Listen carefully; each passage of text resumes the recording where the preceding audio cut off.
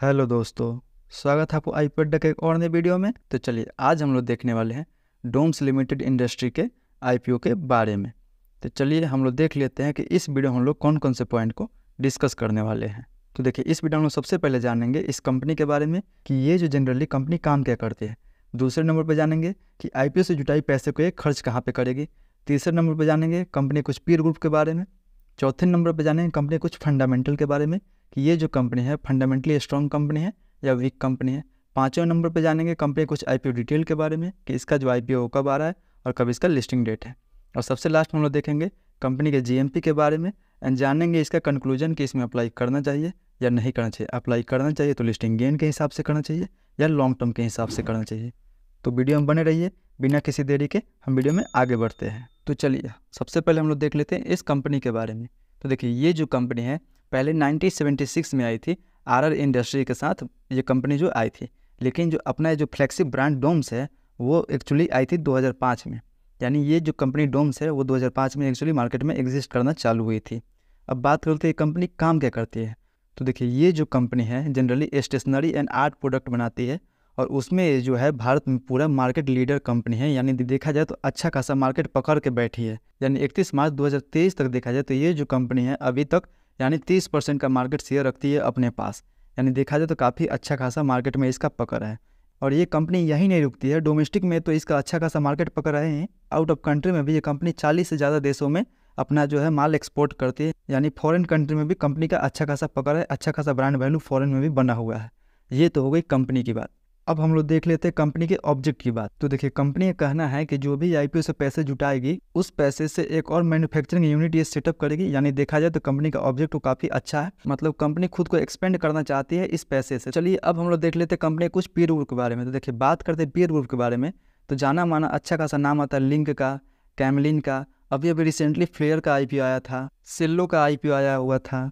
ये देखा जाए तो ये दोनों जो है अच्छा खासा मार्केट में अभी हमें लिस्टिंग गेन दे के गई है। तो चलिए अब हम लोग देख लेते हैं इसके फंडामेंटल के बारे में।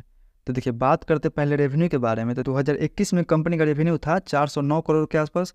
वहीं 2023 में कंपनी का रेवेन्यू बढ़ के हो गया 1216 करोड़। यानी देखा जाए तो कंपनी रेवेन्यू के मामले में तो अच्छा खासा करते हुए नजर आ रही है। साल दर साल कंपनी का रेवेन्यू भी अच्छा खासा इंक्रीज हो रहा है। बात करते हैं कंपनी के एक्सपेंस का तो 2021 में कंपनी का एक्सपेंस 417 करोड़ के आसपास था। यानी देखा जाए तो कंपनी जितना कमा नहीं रही है उससे ज़्यादा ये एक्सपेंड कर दे रही है। लेकिन देखा जाए तो बाद में 2023 में चल के कंपनी अच्छा खासा अपने एक्सपेंडिचर में कटौती की है और अच्छा खासा प्रॉफिट भी गेन किया है। यानी देखा जाए तो एक्सपेंस के मामले में भी कंपनी साल दर साल बढ़ते नजर आ रही है, लेकिन अच्छा खासा अपने एक्सपेंडिचर में कटौती भी कर रही है।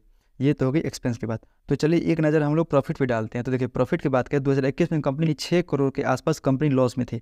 वहीं 2022 में कंपनी 17 करोड़ के प्रॉफिट पे आई। वहीं 2023 में कंपनी का प्रॉफिट की बात करें तो कंपनी का 2023 में प्रॉफिट है 102 करोड़ के आसपास। यानी देखा जाए 2022 से 2023 तक कंपनी का जो प्रॉफिट है वो 500% से ज़्यादा का इंक्रीज हुआ है। देखा जाए तो काफ़ी ज़बरदस्त इंक्रीज हुआ है कंपनी के प्रॉफिट में। वहीं फाइनेंशियल ईयर 2024 में अगर कंपनी का अभी तक प्रॉफिट देखा जाए तो वो है 74 करोड़ के आसपास। यानी देखा जाए तो ये फाइनेंशियल ईयर खत्म होते होते कंपनी 150 करोड़ के आसपास प्रॉफिट जनरेट कर लेगी, ऐसा मुझे अनुमान लगता है। तो ये तो हो गई प्रॉफिट की बात। वहीं रिजर्व की बात करें तो कंपनी साल दर साल अच्छा खासा अपने पास रिजर्व मेंटेन किए हुए रखी है। कंपनी का अभी तक रिजर्व देखा जाए तो 341 करोड़ के आसपास रिजर्व है कंपनी के पास। वहीं उधारी की बात करें तो कंपनी के ऊपर साल दर साल उधारी बढ़ता हुआ नजर आ रहे हैं। कंपनी का अभी तक उधारी जो है 176 करोड़ के आसपास है। यानी देखा जाए तो इसके रिजर्व से इसका उधारी जो है कम है, जो कि अच्छी बात है इस कंपनी के लिए। यानी देखा जाए तो फंडामेंटल तो मुझे इस कंपनी का काफ़ी अच्छा नज़र आ रहा है। तो चलिए अब हम लोग कुछ और इंडिकेटर के बारे में देख लेते हैं। तो कंपनी का जो मार्केट कैप है वो 4793 करोड़ के आसपास है। वहीं इसका पी रेशियो देखें तो इसका जो पी रेशियो निकल कर आ रहा है 43 का इसका पी रेशियो निकल कर आ रहा है। यानी देखा जाए तो इंडस्ट्री के पी से हाई वैल्यूएशन पे हमें लिस्ट होते हुए नज़र आ रही है। यानी देखा जाए तो इंडस्ट्री का जो पी है वो 25 के आसपास का है। यानी देखा जाए इंडस्ट्री का पी 25 है और ये आ रही है 43 के पी पे। वहीं इसका डेप्ट इक्विटी की बात करें तो डेप्ट इक्विटी जो है इसका 0.28 का है, जो कि अच्छा है, काफ़ी ज़्यादा नहीं है। वहीं रिटर्न ऑन इक्विटी की बात करें तो 33% के आसपास है। रिटर्न ऑन कैपिटल एम्प्लॉयड भी 33% के आसपास है, जो कि दोनों काफ़ी अच्छा मुझे नज़र आ रहा है। वहीं अर्निंग पर शेयर की बात करें तो 18 रुपये पर शेयर है और रिटर्न ऑन नेटवर्थ की बात करें तो 28% के आसपास का है। देखा जाए तो इसका इंडिकेटर भी मुझे काफ़ी अच्छा नज़र आ रहा है। तो चलिए अब हम लोग देख लेते हैं इसके आईपीओ डिटेल के बारे में। तो देखिए, ये जो आईपीओ वो 13 से लेकर 15 दिसंबर तक ओपन रहेंगे। यानी 2 दिन हमें टाइम मिलेगा इसमें अप्लाई करने के लिए। वहीं आईपीओ के प्राइस पॉइंट की बात किया तो 750 रुपये से लेकर 790 रुपये पर शेयर इसका प्राइसमेंट रखा गया है, जो कि मेरे हिसाब से महंगा नज़र आ रहा है। वहीं इस आईपीओ का टोटल साइज़ की बात करें तो 1200 करोड़ के आसपास इस आईपीओ का साइज़ रखा गया है। उसमें से 350 करोड़ के आसपास ही फ्रेश इशू होंगे और बाकी बचा 850 करोड़ के आसपास ऑफर फॉर सेल के तहत होंगे। यानी देखा जाए तो 850 करोड़ के आसपास ये जो है प्रमोटर अपना हिस्सेदारी बेच के निकलेंगे और कंपनी को जो मिलेगा वो बस 350 करोड़ के आसपास ही कंपनी को मिलेगा। वहीं बात करते हैं, आप मिनिमम 1 लॉट अप्लाई कर सकते हैं। 1 लॉट में आपको 18 शेयर मिलेंगे और 14,220 रुपये अमाउंट आपको पे करना पड़ेगा।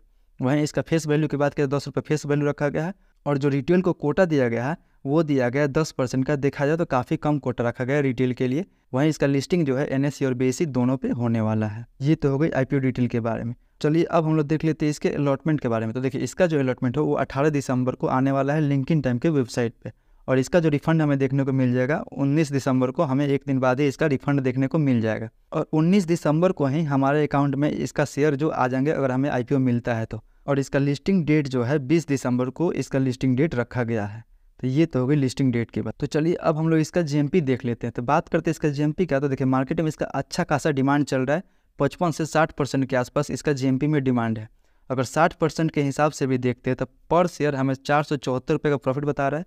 18 शेयर का लॉट है, उस हिसाब से देखते हैं तो 8500 रुपये का प्रॉफिट हमें पर लॉट पे हमें देखने को मिल सकता है। यानी देखा जाए तो GMP में कंपनी का अच्छा खासा डिमांड बना हुआ है। तो चलिए अब बढ़ते सीधा अपने कंक्लूजन के बारे में और जानते हैं इसमें अप्लाई करना चाहिए या नहीं करना चाहिए। बात करते सबसे पहले कि लिस्टिंग गेन के लिए इसमें अप्लाई करना चाहिए या नहीं करना चाहिए। तो देखिए, इतना अच्छा खासा मार्केट में इसका GMP चल रहा है तो लिस्टिंग गेन के लिए तो इसमें ज़रूर अप्लाई करना चाहिए। तो चलिए अब हम लोग बात करते हैं लॉन्ग टर्म के लिए कंपनी कैसी रहेगी। तो देखिए, लॉन्ग टर्म में जिस तरीका से कंपनी का फंडामेंटल है, मुझे तो कंपनी काफ़ी अच्छी नज़र आ रही है। यानी 2 से 3 साल के लिए अगर हम होल्ड करते हैं तो कंपनी हमें अच्छा खासा प्रॉफिट दे सकती है। लेकिन देखा जाए तो कंपनी जो प्राइसमेंट रखा गया है वो मुझे कुछ महंगी लग रही है। आपका क्या राय है इस IPO को लेके, वो मुझे कमेंट बॉक्स में ज़रूर बताएं।